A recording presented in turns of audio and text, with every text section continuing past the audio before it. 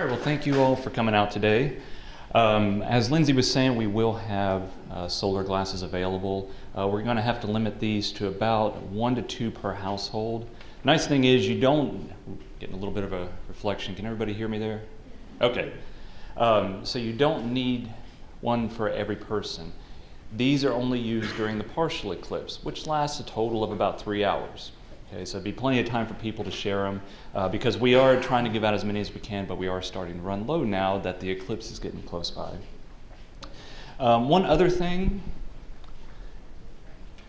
don't worry about trying to write down a bunch of information that I have on the slides, especially things like times and whatnot. We have a little, kind of like a cheat sheet. It has the really important information on it. We'll have one for everybody once the talk is over. And all of this is on the Dyer Observatory website as well. So if you missed something, it'll be on the observatory website, or you can always shoot us an email and we'll get back with you and let you know, okay? Alrighty, well, thank you guys for coming in to learn about the eclipse today. Has anybody just recently heard about the eclipse?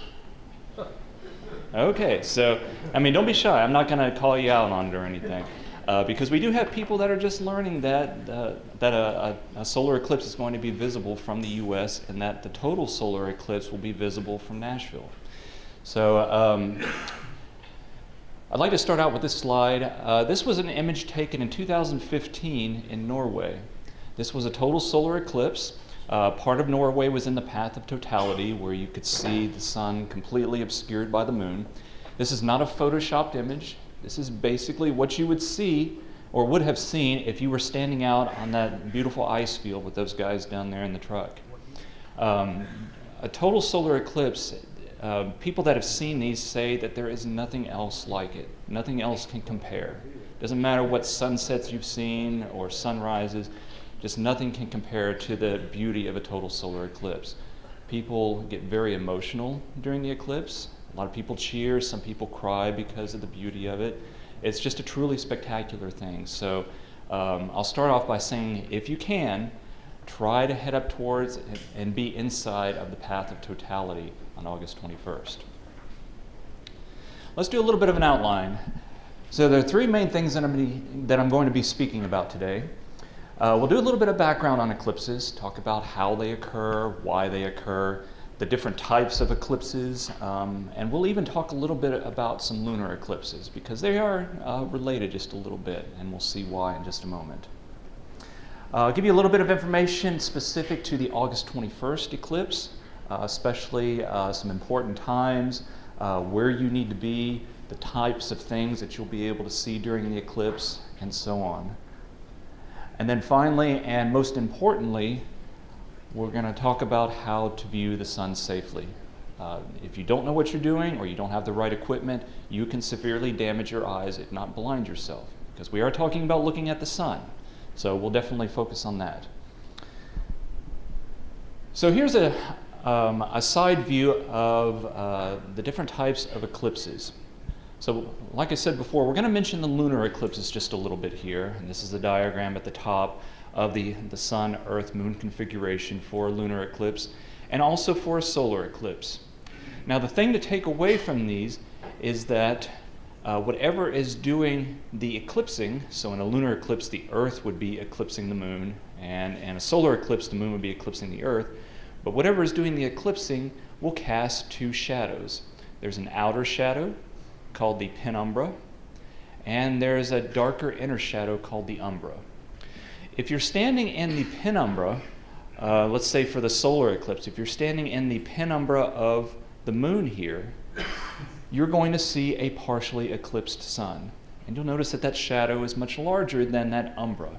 So most people will be able to see just a partial solar eclipse, just part of the sun being blocked out. In fact, the entire continent of North America will be in the penumbra of the moon on August 21st. So everybody in the US, and Canada, and even Mexico will be able to see a partial eclipse. But to be in that umbra, that very, very narrow shadow right in there, that's the really special thing. Okay? There's only about a 70-mile wide band as in 70 miles high, that goes across the United States, in which you'll be able to see that total solar eclipse. And Nashville is lucky enough to be in the path of that. The other thing to take away from this is that as the little note says down there at the bottom right, these objects and distances are not to scale. So the so the Earth and the Moon, that's actually a pretty decent scale. So the Earth is about 4 times wider than the Moon. It's about 8,000 miles wide. The Moon is about 2,200 miles wide. The Sun, however, is about 110 times wider than the Earth. All right? The distances are not scaled appropriately. And this is what really surprises a lot of people, just how far away the Earth is from the Moon. And to show you, I've got a little bit of a demo.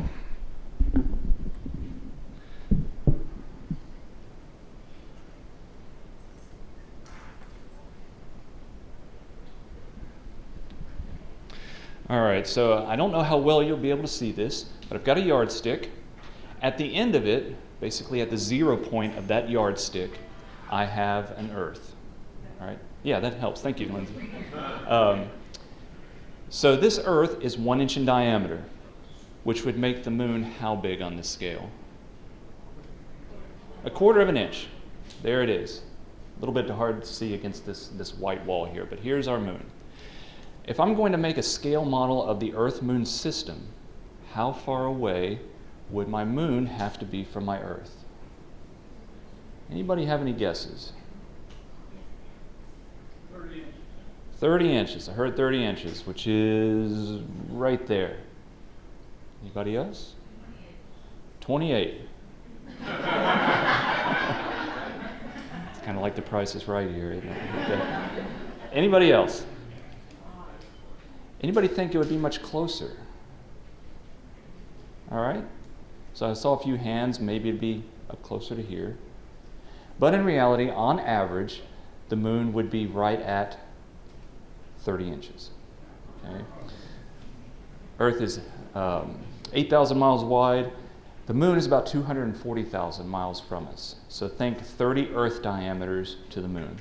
Now that's on average. The Moon has an elliptical orbit, which means that as it's orbiting around the Earth, it will change its distance slightly. So it can be anywhere from 28 inches, which somebody called out, all the way out to 32 inches. And that's going to be important for a type of solar eclipse that we'll talk about in a minute. Now on this scale, how big would the Sun be if our Earth is 1 inch in diameter? About 110 inches, or about 9 feet in diameter. How far away would it be? Define far. Can we put a number to that? A mile or 2? Did you say the wall? Okay. Maybe the wall. Anybody else? So it'd be right at 1,000 feet from us. Okay.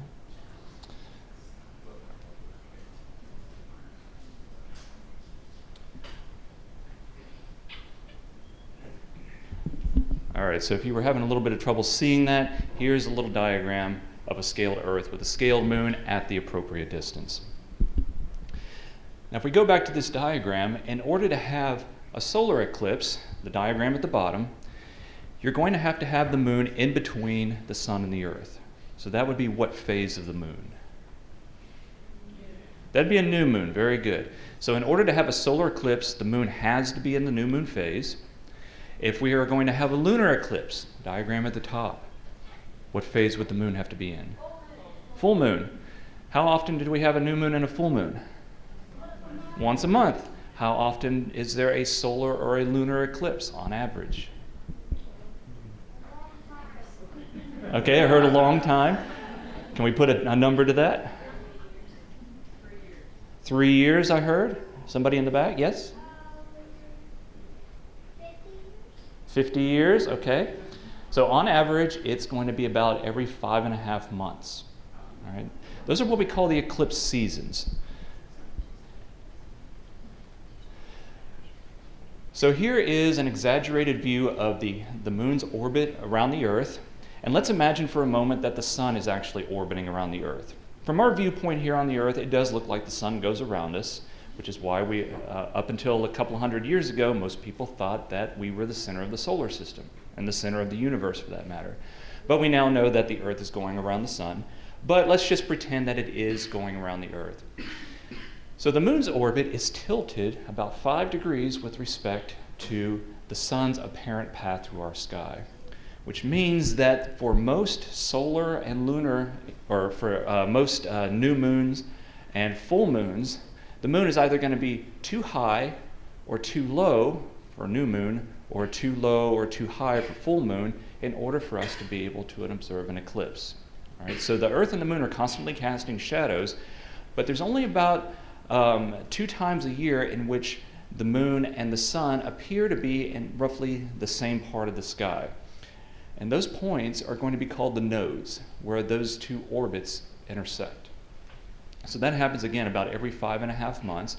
And so when the sun is at a node and the moon is at either this node, it will create a solar eclipse, or if it's at this node and the sun is over here, then the moon will undergo a lunar eclipse. But again, most part of the year, the moon is going to be too high so that it misses the shadow of the Earth for a lunar eclipse, or when it tries to cast a shadow on us, it's going to be too high and the shadow is going to miss it, or it's going to be too low and the shadow will miss the Earth. Okay? So about once every 5.5 months, we have an eclipse somewhere on the Earth. Now for the years 2001 to 2020, these are the paths in blue of the total solar eclipses. So there's ours for August 21st. The red ones are the paths for an annular eclipse. And we'll mention that in just a moment. Not as in annual, as in it occurs every year, but annular describes the appearance of this eclipse. And there's also a type, which you can see right here, it's kind of a fuchsia colored, kind of goes into a blue. That is a hybrid eclipse. And we'll mention that a little bit later as well. Now for the next 20 years, here are the paths of the total solar eclipses and annular eclipses across the world. So notice that there is another total solar eclipse visible in the US in April of 2024, but the path of totality misses Tennessee. Okay? Not by far. So you could take a couple-hour drive and get into the path of totality for that eclipse. But the point here is that in a 20-year period, there are a lot of eclipses that traverse the Earth here. Here are the years 1000 to 2000. This is the path of every total solar eclipse going across the Earth. And you can see that basically every part of the Earth experiences a total solar eclipse at some point. There are some unfortunate little places that just miss it, but not by far. But the total solar eclipses are not that rare. Okay? All right, so let's talk just a little bit about the different types of eclipses and give you some images of these different types. We're actually going to start out with the lunar eclipses. So lunar eclipses occur when the moon passes through the shadow of the Earth. So on the left here, this is what we would consider a partial lunar eclipse. So this area down here, this portion of the moon, has passed into the umbra of the Earth, that darker inner shadow.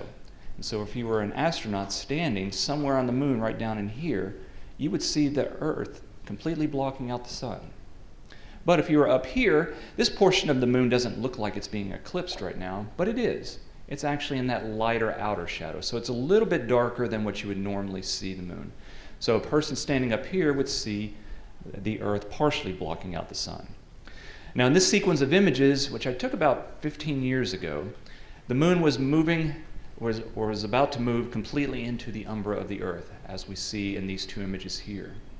So once the moon moved into and moved entirely into the umbra of the Earth, every portion of the moon would have seen the sun completely blocked out. All right? But we see this nice red hue cast upon the moon. So these are often known as blood moons. And the reason being, we have an atmosphere. So if you've ever watched a sunset or a sunrise, you notice that the sun appears much redder than it does during the rest of the day. And the reason for that is because of what our atmosphere is made out of. Blue light, or the bluer colors of light, as they try to penetrate through our atmosphere, are scattered about. Those photons, they bounce around as they interact with the nitrogen and oxygen in our atmosphere. And so as those photons scatter all around, they give our sky a very blue appearance.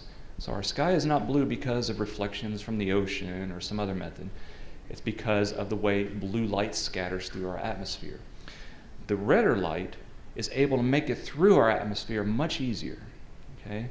And so at sunset, when we're looking through a whole lot of air, then the blue light is basically completely scattered out, and only the redder light can get through. And so our sunsets and sunrises appear very red. If you've ever seen the moon just rising, it'll appear redder than when it's higher up in the sky. It's the same effect. Okay?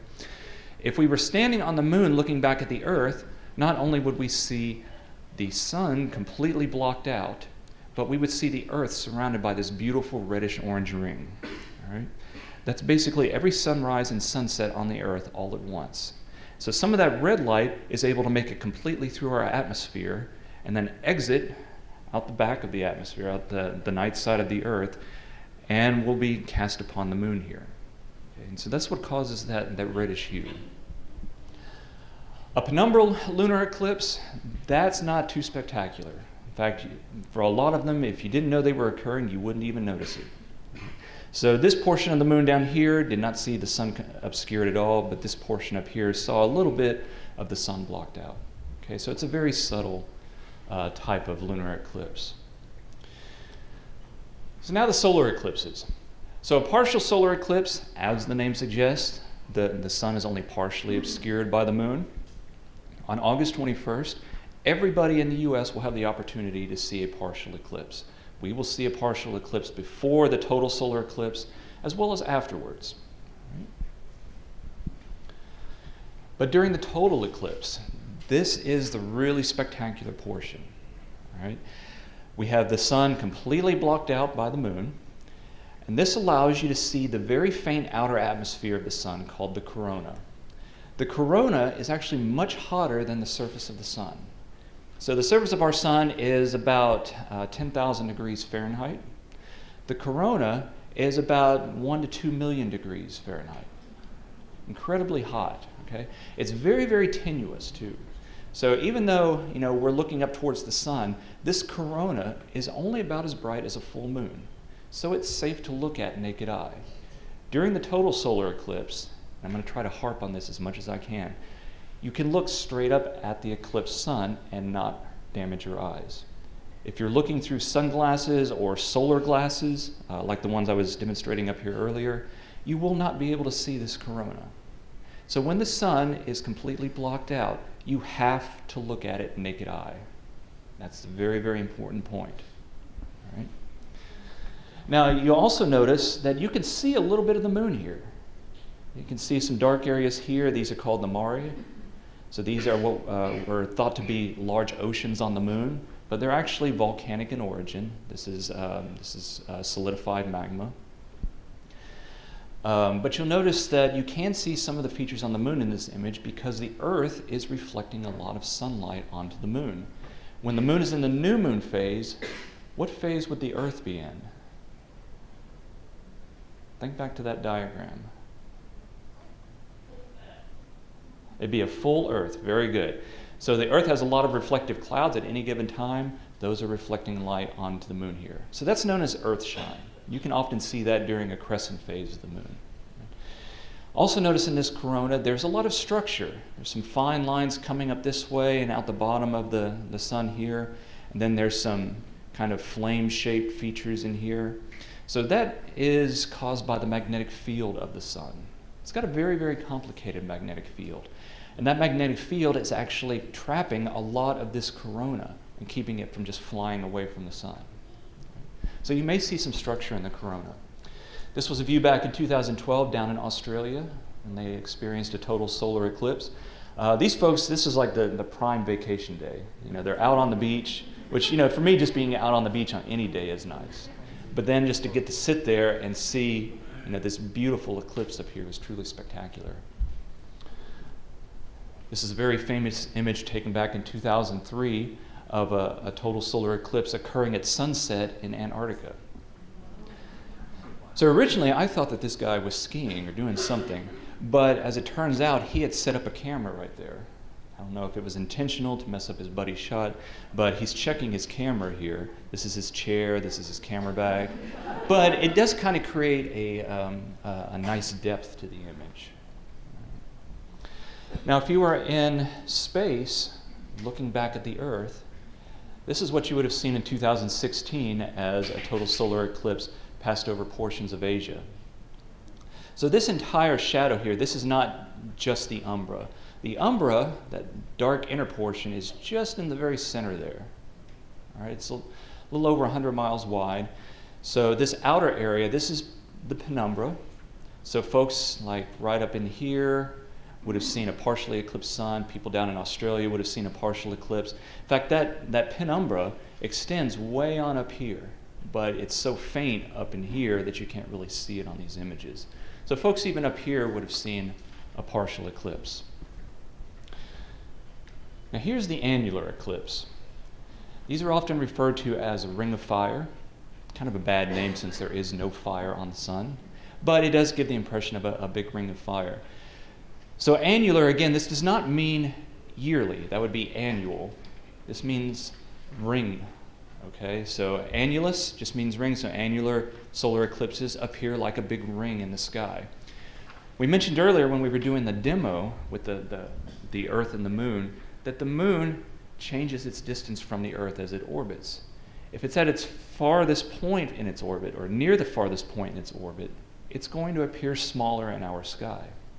And if that happens, it will appear smaller than the disk of the sun, and it will never be able to completely block out the sun during an annular eclipse.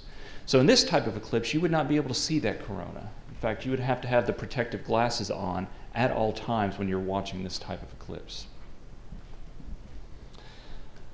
All right, so some details about the August 21st eclipse. So again, all of the continental US, in fact, all of the continent of North America, will have the opportunity to witness a partial solar eclipse. A narrow, roughly 75-mile wide band of the US will be in the path of totality, where we will see the sun totally eclipsed by the moon. So that band is where the umbra of the moon is going to cross the Earth here. Nashville happens to be the largest city in the path of totality. And US observers, if you're in the prime spot, you can see the sun totally eclipsed for about 2 minutes and 42 seconds. During totality, you're going to notice quite a few things. First off, especially the first few minutes before totality, during totality itself, and also the few minutes after totality, you're going to notice that the sky has darkened dramatically. In fact, during totality, it'll be like dusk outside. The temperature is going to drop anywhere from 10 to 20 degrees Fahrenheit, maybe even more, which will be a welcome relief in August. It's probably going to be one of our hotter days. Planets and stars will become visible to the unaided eye. You'll be able to look up, see the eclipsed sun, and look around and see at least 4 planets and maybe a few stars as well. And you'll also be able to see some features of the sun that you're normally not able to see, namely the corona, which we've already mentioned, and also these things known as prominences. And we'll get to those in just a second. So here's the path of totality across the US. You're going to notice some areas of shading here, these contours. This is very light shading, a little bit darker, even darker there. So if I start this animation, this will show the shadows going across the Earth here. So here's the path of totality. That's where the umbra is hitting. So at about 12 o'clock our time, the shadow, that umbra finally hits the western seaboard. It only takes it 92 minutes to go across the US. It's traveling, with respect to the ground, it's traveling about 1,400 miles per hour, or twice the speed of sound. You're not going to hear sonic booms or anything like that, but it's just, at least to me, it's very impressive how fast the shadow will move across the ground due to the motion of the moon around the Earth. The Earth is also rotating in this direction, so it's trying to keep up with the shadows of the moon as well. In reality, if we just had the Earth stop rotating while that shadow was going across the ground, the shadow would be moving at about 2,100 miles per hour. But at our latitudes, We're moving at about 700 miles per hour right now because of the rotation of the Earth. If you were down near the equator, you'd be moving at about 1,000 miles per hour. So this is the band of totality. This is where you have to be in order to see that total solar eclipse. But you can see that most of the US gets at least a sun that is about 75% blocked out. Okay? So even if you're not in the path of totality, you're still going to see a very, very nice partial eclipse. Here's the band going across the US again. When it comes to observing solar eclipses or total solar eclipses, there is no, I'm going to go travel and get close to the path. That's not going to cut it. You have to be in the path of totality to see totality. If you're off just a little bit, then you're going to miss the spectacular show. So you have to be somewhere in this shaded band on August 21st to see that total solar eclipse. The blue line represents where you would get the maximum duration of totality for an area. So right up in here, this is where you will be able to see the sun totally eclipsed for about 2 minutes and 42 seconds. But back here, you may only get about 2 minutes and 15 seconds of totality.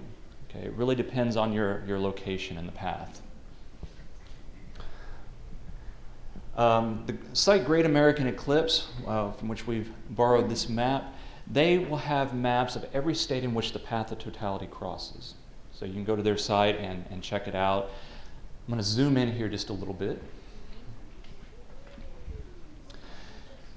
So this map will give you some estimated times of totality. It's hard to nail down to the exact second how much totality you will see, because there are a lot of variables that go into the calculation of how long the sun will be totally eclipsed for a location. So you can say that there's an uncertainty of probably 1 or 2, maybe 3 seconds at least for each of these times. So Gallatin, they're in a prime spot. They get right at 2 minutes and 41 seconds. Lebanon's right around that time as well. Downtown Nashville, this bigger dot, will get right at 2 minutes. Brentwood, which, don't worry so much how much I'm traveling this way, but look at how much closer I am to this violet line. I'm just a little bit closer, but Brentwood is only going to get about a minute of totality. The Dyer Observatory is right there. We are not doing anything at Dyer that day because we only have about a minute of totality, so we're encouraging people to try to head up towards the center of the path. Doesn't need to be downtown Nashville or Gallatin, just head somewhere in the middle of this band. We can get very limited people up on top of the hill. And plus, you don't need a telescope to observe the eclipses. In fact, the best views will be using the solar glasses and your eyes. Okay. Yes? You had to schedule your lunch time around this. Yes. What time should you be outside? You beat me by about 5 seconds. So for downtown Nashville, so if you're up in maybe Clarksville, these times will be adjusted by, I think, about a minute earlier or so. So first contact, this is when the moon just begins to move in front of the sun. So if you've got your solar glasses on, at about 11:57 you'll see a full sun, but by about 11:58 you'll start to see a little bit of a bite being taken out of the right side of the sun. Now about an hour and a half later, we will get the moon finally completely in front of the sun. So it takes about an hour and a half for the moon to go from one side of the sun to completely eclipse it. So we have about an hour and a half of partial eclipse here. But from about 1:27 to 1:29, and don't go out right at 1:27. Get out there at least a couple minutes early, a couple minutes later after this. So for about those 2 minutes for downtown Nashville, that's when the total solar eclipse occurs. So second contact is when it begins, third contact is when totality ends, and then about another hour and a half later, or for another hour and a half, I should say, the moon will be partially eclipsing the sun. So we'll have another partial eclipse after totality. Right? So you're going to use your glasses from about 11:58 to 1:27. Once the sun completely disappears from your view in those glasses, take them off. Watch the total solar eclipse. And then once that first spot of light starts to pop back out from the sun, put your glasses back on. All right? Again, do not wear your solar glasses during totality. Here's another image from the 2015 eclipse in Norway. I don't know if you guys can see that little spot right there. Where is it over here? Yeah, I can't really see it over here. Yeah, there's a little spot right there. That's the planet Venus. This is not a long exposure image either. So in reality, your view would have been a little bit brighter, so you'd easily be able to see Venus. But you can see how dark it is. Okay, this was not at nighttime. This is during the day. The sun was up. So notice that the horizon over here looks like sunrise. In fact, a lot of people that have seen these say to look around the horizon, and you'll see that most of the horizon looks like it's in a sunrise. Okay? This map is also on our website. In fact, all of these images are on our website. This is a simulated view of where things will be in the sky during totality on August 21st. So we've got our sun really nice and high. We've got Mercury and Mars right around the sun. They'll appear as moderately bright stars. Venus will be over in the western sky about halfway up. It'll be the brightest thing up there. It's only outshone by the sun and the moon. Jupiter will be up in the southeastern sky. It'll be a little bit dimmer than Venus, but it'll still be pretty bright. And you may even see a few stars. Depending on your sky locations, you may be able to see a few more stars and see things like the Big Dipper. Okay? But you should be able to see at least a few brighter stars like Capella or Arcturus or Spica. So we mentioned the corona, that beautiful outer atmosphere. Again, it's only about as bright as a full moon. But as you're looking at the totally eclipsed sun and examining that corona, you may see some a lot of people describe these as electric pink, things sticking off the edge of the eclipsed sun or the silhouetted moon. These little pink things are prominences. You can see them over here a little bit better. These are large clouds of hydrogen and helium gas that are being lofted up by the sun's magnetic field. They look small, but a cloud like that is several times the size of the Earth. Right? These types of clouds, these prominences, you can actually see those with a special type of telescope called a hydrogen alpha telescope. But the corona, you cannot see this except during a total solar eclipse. In fact, we have a telescope up at the observatory that will allow you to see these prominences any day of the year. Okay? But we cannot see this corona, which again is the really spectacular part. You may see this phenomenon. It's known as Baily's beads, named after Sir Francis Baily, who first really reported the observation of this phenomenon back about 1836. So the edge of the moon is not perfectly smooth. It's irregular because there are mountains, there are valleys in between the mountains, there are craters, which the rims of the craters are raised up a bit. So when we see these, what we call these Baily's beads, it's actually bits of the sun's surface peeking through the valleys in between the mountains. And you'll see these change on very, very short time scales, like over a matter of a few seconds or so. You tend to see the bead structure more if you're towards the very edge of the path of totality, but you may be able to see these. It just kind of depends on where you are and where the moon is. You will get to see this effect, though. It's known as the diamond ring. This is the last couple seconds before totality and a few seconds, or up to a few seconds after totality ends.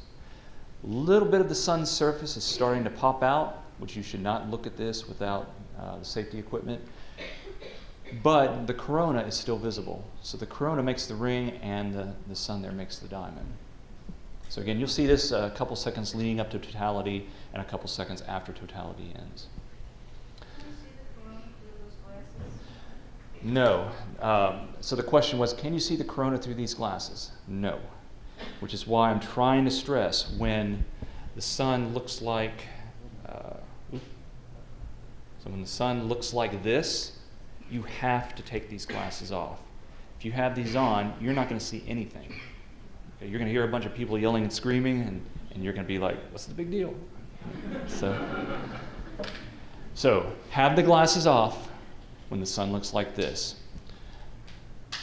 But when the sun begins to look like this, it's going to be hard not to look at that, I'm going to admit. I'm probably going to be staring at this. Try not to stare at that spot right there, but it's not going to take but just a few seconds after totality ends for this spot to get bright enough that it's going to wash out the corona. And at that point, you're going to put the glasses back on. So Okay. is there a kind of a quasi-safe way to look at that, like indirectly or something? You If could, you have your glasses off? if you have your glasses off, you could, for instance, take your hand and kind of block out the ring part, and you'll still be able to see that corona. But you're not going to see this for very long because, even though the moon is moving gradually in its orbit, 1% of the sun is literally 10,000 times brighter than the full moon. Okay, so that's easily going to wash this out, and it's not going to take long for 1% of the sun to become visible. Okay? So this is going to be a very, very short duration event. Again, you're going to get your glasses. These types of glasses, they're called solar eclipse glasses or solar shades or whatever, they block out all of the ultraviolet and the infrared light. That is what is the major concern. That's why viewing the sun is so dangerous, because there are types of light that you can't see, which are what cause the damage. The infrared light is what you'll feel as heat on your skin. That's going to literally burn the back of your eye if you're not protecting your eyes correctly. UV, that's not good for your eyes either. That's what gives you a sunburn. You'll be sunburning the back of your eye as well as frying it with that infrared. So these glasses will protect your eyes from all of that UV and infrared, and it will only let about 1/1,000,000th of the sun's visible light through. Okay? So that makes it safe to view with these glasses. If these glasses get a scratch or a little pinhole, you have to discard them. A pinhole can let through enough light to damage your eyes. All right? So if you're not using these, put them in a little plastic bag or something, store them away. But as Lindsay had alluded to earlier, you can use these glasses to look at the sun every day if you want to. You can look at it for as long as you want, as long as they're not damaged. They will protect your eyes. The next time, you may be able to see the sun a little bit today as the clouds part, but put them on and take a look at the sun today, and you'll see a big group of sunspots. Okay? Occasionally we get spots on the sun that are large enough that you can see them naked eye. And when I say naked eye, I mean without a telescope, but using those glasses. Okay?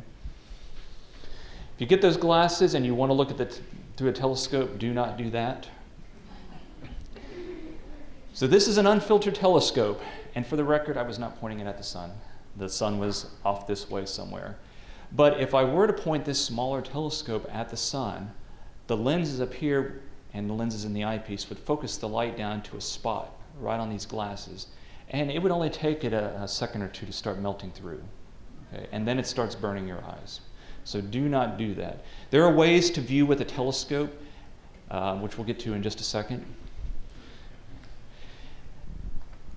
If your glasses get damaged or you lose them and you can't get another pair, you can also use a shade 14 welding glass. So the number dictates how dark they are. The higher the number, the darker they are. A number 14 or greater will sufficiently protect your eyes. A number 13 will not protect your eyes enough. Okay? In fact, I've got a sample up here. These tend, as the picture on the right there shows, these tend to give more of a green view of the sun, which is actually pretty neat. Okay? But they are super dark. Just don't let those get scratched either.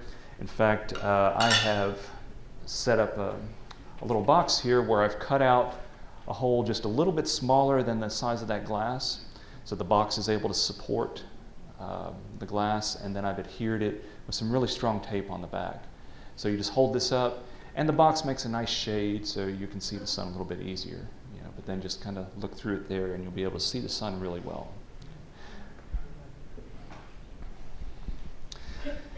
If that day it happens to be cloudy, but we're all going to agree it's not going to be cloudy that day, right?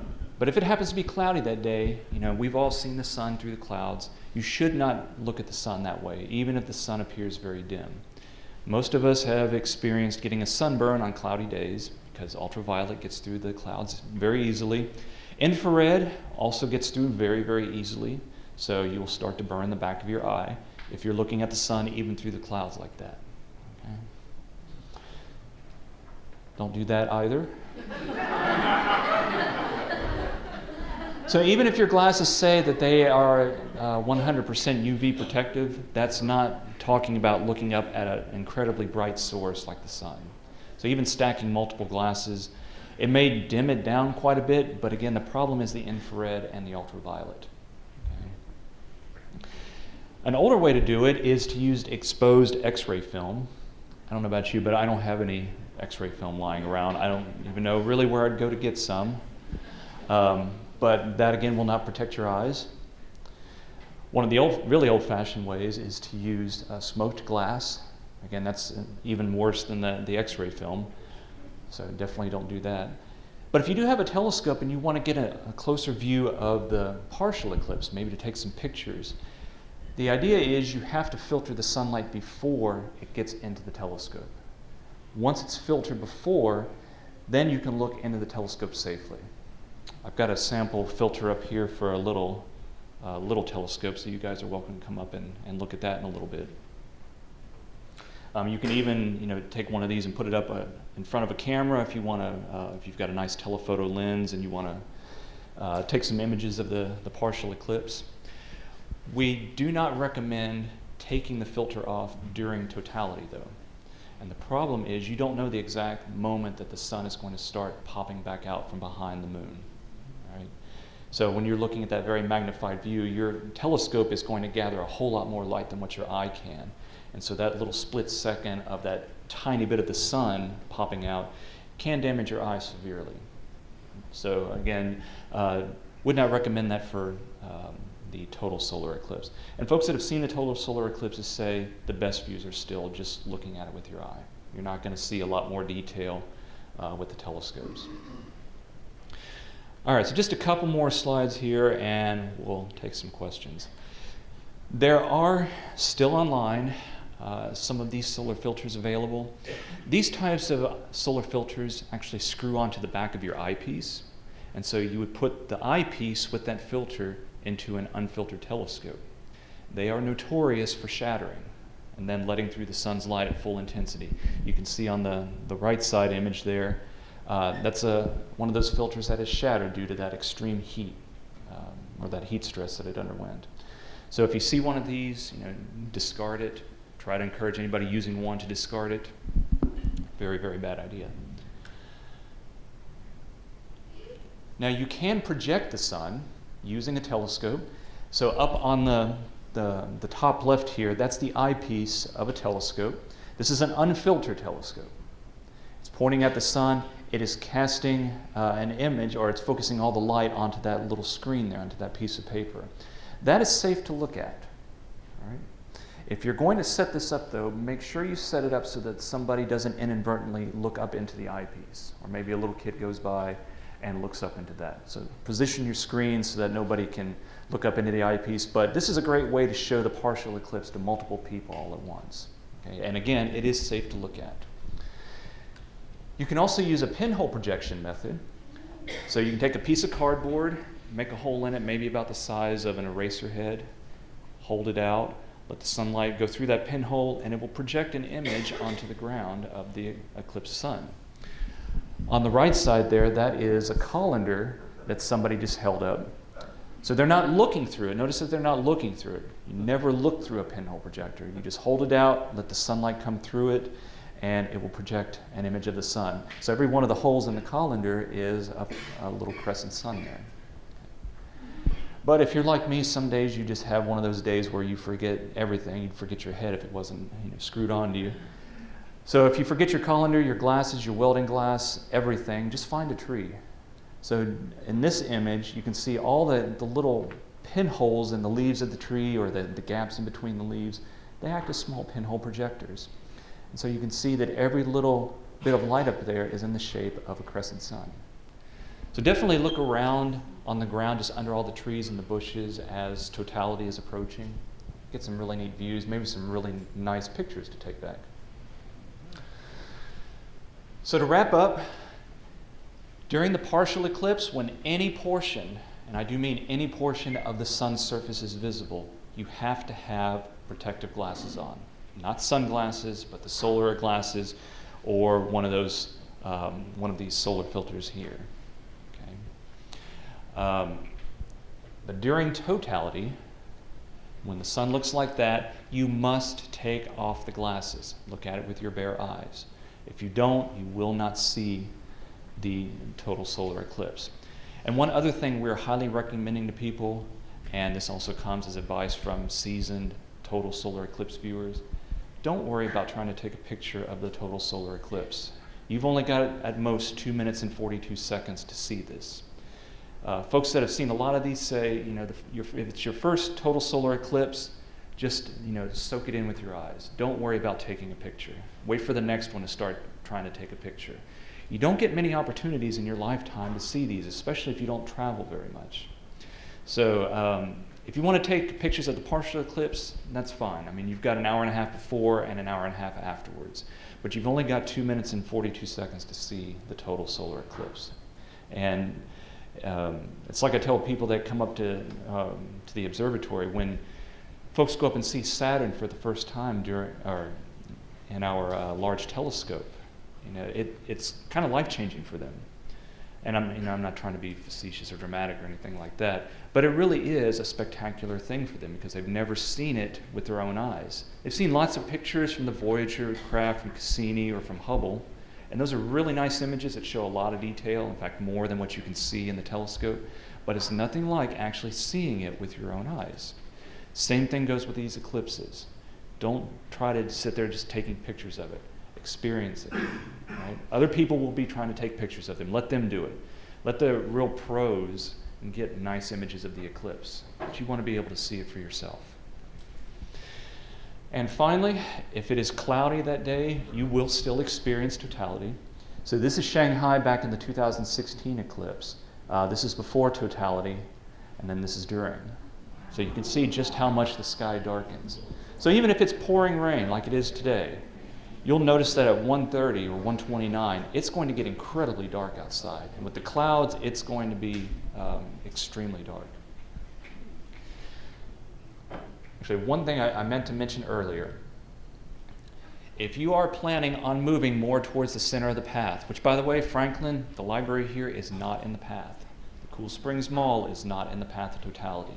You'll see a really, really, really eclipsed sun, but you won't see the corona. Where I-65 and Concord Road meet, that's about the bottom edge of totality.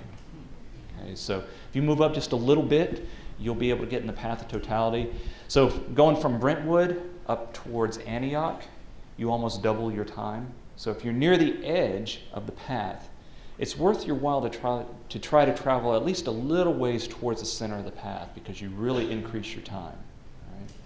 Right? Like going from Brentwood to Nashville, we double our time as well. If you are planning on moving that or traveling, don't wait until the last minute to do it. I would do it very early in the morning because Nashville is expecting about 1 million to 2 million people to come in to view the eclipse.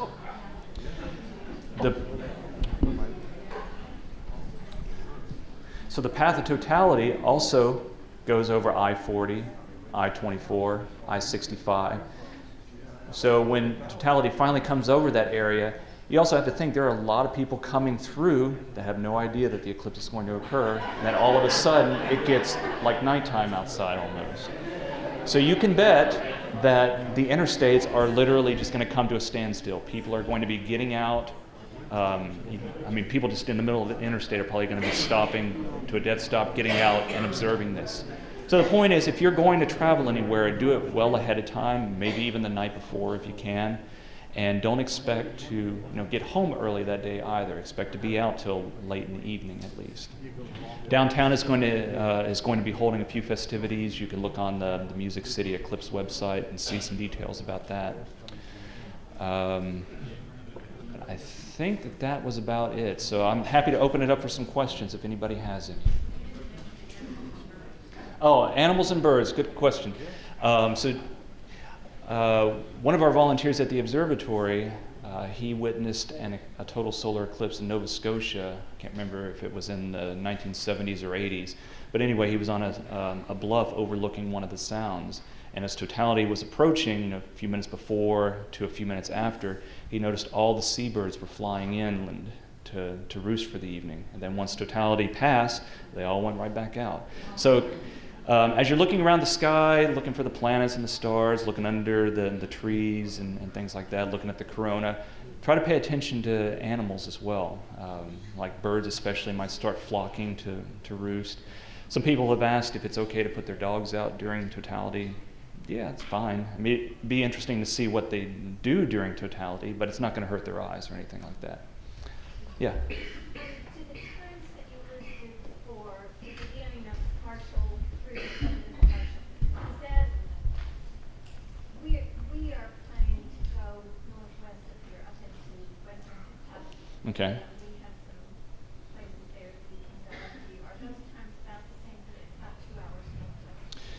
So yes, the question was when I put up these times here, how good are those times for areas outside? So Clarksville, which is about 60 miles to the northwest, they're going to get things, I think it's right at a minute sooner than we are. So it's not going to be like 30 minutes difference. The Great American Eclipse page will list times for specific cities. If you go to our website as well and go to our Eclipse page, there's a section has about 7 or 8 links. One of them is an interactive Google map where you can click on the map, and there's another one as well we've got to put a link up to where you can actually enter in your address, and it will tell you the calculated exact start time of partial eclipse, total eclipse, as well as the end times as well. So I'd recommend doing that just to kind of see. Yeah. If you have a camera with an LCD display on the back, Yeah. you look through that and look at it on there. So if your camera has an LCD display on the back, it's fine to look at the LCD display because it's not going to be able to replicate the brightness. But you have to take care if you're viewing the partial eclipse with the camera, to put a filter on the camera. First off, it's going to be too bright for the camera to be able to expose correctly, and second, all that light coming into the camera unfiltered will damage the sensor in it. So you need to put a filter in the front of that as well. Okay. Yeah.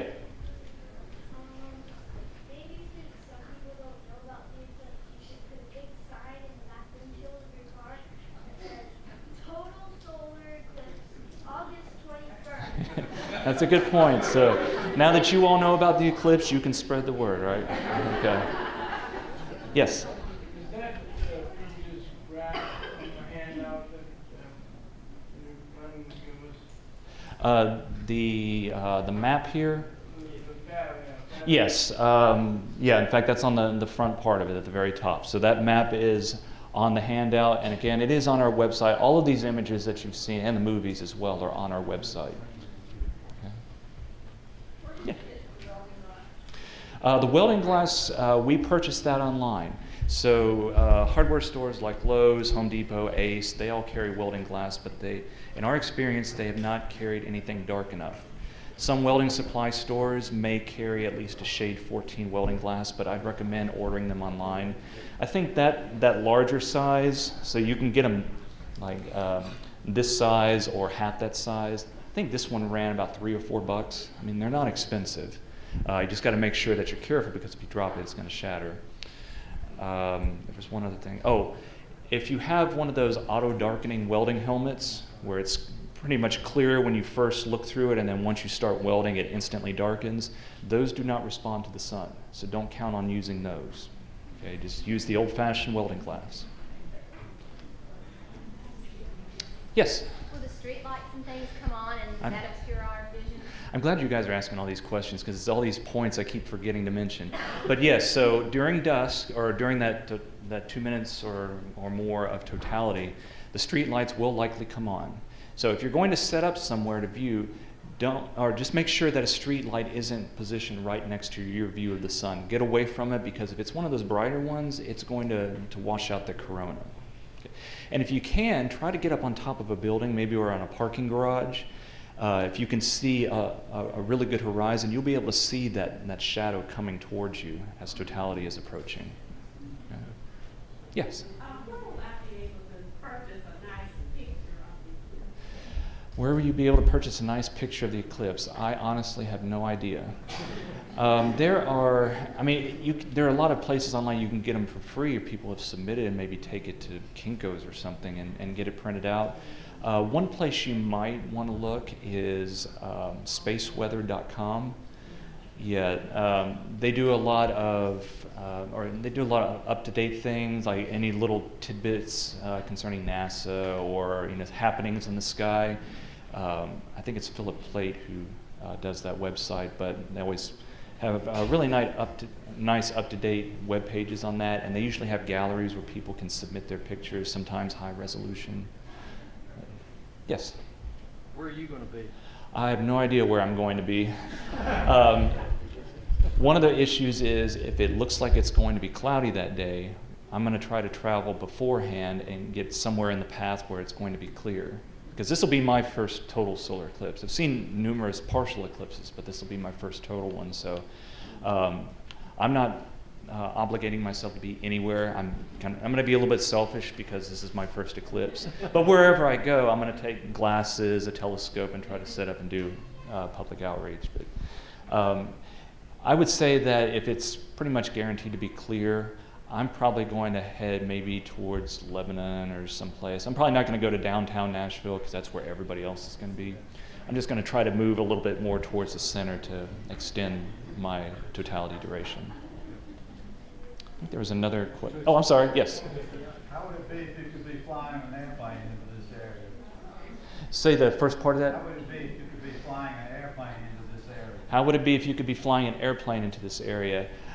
There was a flight once, I think it was going over Alaska, and it was getting really close to its flight plan was right next to the path of totality, and about a year out, this group contacted the airlines to see if they could divert it just a little bit to fly into the path, and they did. And they got some really, really nice views of that shadow from 30,000 feet, which up there you can see more of the horizon, and you can really see how that shadow is it looks like this humongous tornado as it's been described. It's just kind of this it's not a very narrow V shape or a wide V shape, but you can definitely tell there's this dark area that's heading towards you. So, and some people, especially that have their own jets, they will fly in the path of totality to extend the duration of totality for them. In fact, the Concorde once flew in the path of totality, and I think they got something like 70 minutes of totality since they were moving at almost the speed that the shadow was moving. So. Any other questions? Yes? Once the totality is there where you can see the corona, can you see the ejections that they talk about, that could actually hit the Earth? Yeah. So when totality occurs, can you see like the flares and the eruptions that go off? The only thing that you're really going to be able to see are, besides the corona, are those prominences sticking off. Some of those can erupt, but they're not going to be like in the videos that you see online, because whenever there's a big eruption on the sun, I mean, it'll take it at least an hour for you to notice any substantial movement. So you could see a very large eruptive prominence in the process of lifting off. So it'll look like a big flame sticking off, but you're not going to see any movement to it. So would those be like many? They're not really ejections, but they're just clouds that are. These would mostly be what we call quiescent prominences. They're not doing that much. They'll change their shape a little bit and eventually go away. But some of them can erupt off the sun, and those are just known as the eruptive prominences. Yes. What would it be like if you were on the sun and while it was over? What would it be like if you were on the sun during a total eclipse?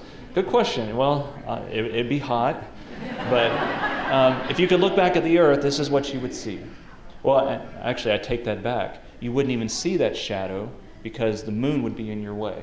So you would see the moon going right across the Earth there. But maybe if you could stand off to the side of the sun a little bit, you'd see a little bit of the moon's shadow on the Earth. Good question. Yeah. What percent of total eclipses are annular? What percentage of total eclipses are annular? That is a good one. I honestly do not know. Let me go back to our map here. They're not that rare, put it that way. So the ones in blue are the total solar eclipses. And the ones in red are the annular solar eclipses. So it looks like maybe about half, if you go to first order, maybe about half of them would be an annular solar eclipse. So two things. So the hybrid eclipse, notice that for one of these hybrid eclipses, notice how narrow that band is. Okay? Which, by the way, the 2024 eclipse, notice that band is a little bit wider than our eclipse. That one will have a duration of totality about 4.5 minutes. But if you compare that to one of these hybrid eclipses, or if I go back to this one here, notice how narrow that band is. So for this type of eclipse, the moon is at just the right position that, depending on where you are on the Earth, you will either see an annular eclipse or a total eclipse. So folks like down here, they saw an annular eclipse because the moon was at just the right spot in its orbit that, if you say my stomach here is the Earth, folks on this side of the Earth would have been a little bit farther away from the moon, so about 4,000 miles farther away. So the moon to them would appear just slightly smaller, and it would not be enough to cover the sun completely, so they would experience an annular eclipse. But folks on the front of my stomach would be 4,000 miles closer. They'd see the moon just a little bit bigger, and for them it would be just big enough to completely eclipse the sun, and so they would see a total eclipse. Okay. Yes? So at the poles, why are those ones so thick, and why is it right on top of the pole? So the poles, this type of map is very deceiving. It's the Mercator projection. So Antarctica, is actually much smaller, or much smaller than Asia, but it looks huge there. So it's just that effect which makes the eclipses towards the poles appear much, much wider. But because of the shallow angle that the shadow is coming in on, that shadow basically is able to stretch over the poles, and you get a much wider path there. Same thing there. It really just kind of, I'm trying to think of how to explain this.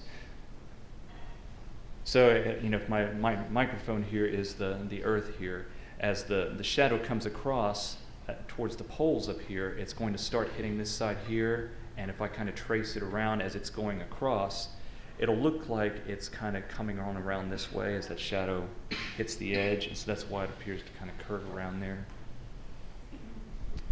Yeah? I'm having trouble figuring out why the sun is moving from east to west, why is the path of the eclipse from west to east? So the reason that the eclipse path goes from west to east is if you're looking from above the solar system, so I'm looking down on the sun, the Earth, and the moon, everything appears to go counterclockwise. Well, most everything. So if I'm looking down from above, the sun, it actually rotates counterclockwise. The Earth is going around in its orbit counterclockwise. It's spinning counterclockwise. The moon is going around the Earth counterclockwise as well. And so if you're going from counterclockwise, looking down from the top, that means you're going to go from west to east. Does it make sense? Well, let's imagine. Okay, so let's imagine this. So we're looking from the side of the Earth, but let's imagine this was the North Pole of the Earth here. Okay, or I'll do it up here, make it easier to see. Imagine this is the North Pole of the Earth. So we're looking down from above, not from the side. The Earth is going to be going around this way. It's going to be rotating this way because it's rotating west to east. The sky, from our viewpoint, appears to be moving east to west. Okay? Does that make sense? The moon is going to be moving counterclockwise in its orbit as well, which means that west is over here, east is over here. The shadow is going to go from west to east as well. So just think about it. It'll make sense. Yeah. The shadow of the tree in your front yard moves from west to east. So the shadow in your front, yeah. So as the sun is moving east to west in the sky, if you connect the sun with the hole in the leaf of a tree and project that onwards, as the sun moves this way, the shadow is going to move west to east as well. Or just like on a sundial, the shadow will move around the sundial west to east. Any other questions? Alrighty, so we do have the Eclipse glasses up here and the information sheets. The Eclipse glasses, since we are running low, we really need to limit that to 1 or 2 per household. And again, you only need those during the partial eclipse, so you have plenty of time to pass it around, take pictures through it as well. But these information sheets here, we're basically swimming in those, and we can print off more of them. So if you need more than 1 or 2, feel free to take those. And again, all of this is on the Dyer Observatory website. And if you have any questions, just go to the Contact Us link. It'll come to me.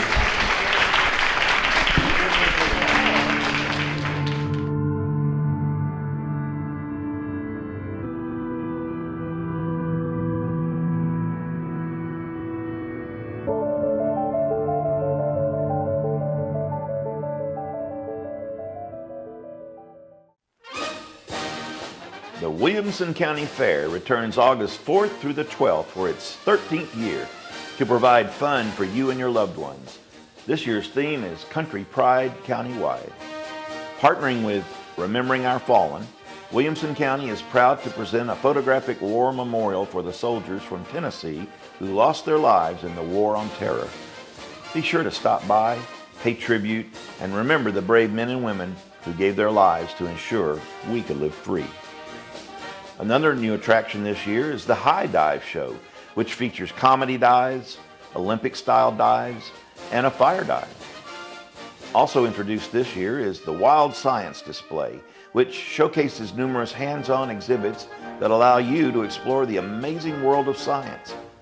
You can also check out the brand new Fireman's Challenge demonstration. Returning attractions include the signature Little Ones Farming exhibit, children's barnyard, and livestock shows. And don't miss the fireworks display on Friday and Saturday nights.